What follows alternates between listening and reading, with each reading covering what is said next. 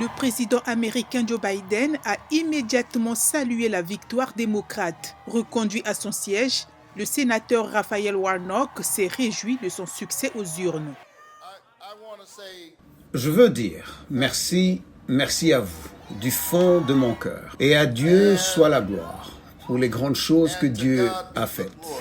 Et après une campagne durement disputée, ou devrais-je dire, des campagnes, j'ai l'honneur de prononcer les 4 mots les plus puissants jamais prononcés dans une démocratie.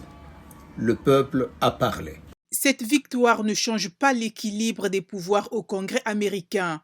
Les démocrates étaient déjà assurés de garder le contrôle du Sénat à l'issue du premier tour des législatives de mi-mandat en novembre.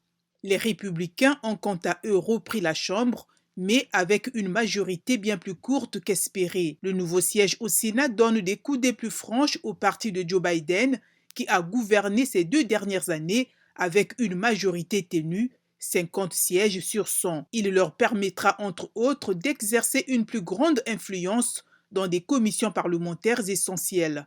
Les républicains voyaient dans ce siège au Sénat l'opportunité d'accentuer leur pouvoir de blocage aux politiques du dirigeant démocrate. Les républicains voyaient dans ce siège au Sénat l'opportunité d'accentuer leur pouvoir de blocage aux politiques du dirigeant démocrate. S'exprimant juste après l'annonce des résultats, le républicain Herschel Walker a promis à ses partisans de continuer de se battre pour eux. Et comme je l'ai dit, nous ne pouvons blâmer personne parce que je veux que vous continuiez à croire en ce pays, croyez en nos officiels légitimes et surtout restez ensemble.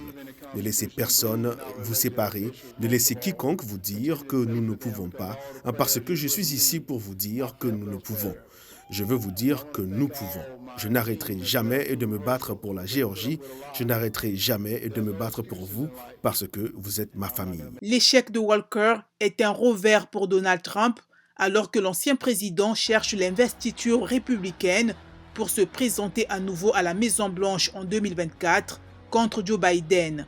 Historiquement acquise aux républicains, la Géorgie avait pris l'Amérique par surprise en préférant Joe Biden à Donald Trump lors de la présidentielle de 2020, puis en envoyant 2 démocrates au Sénat 2 mois plus tard.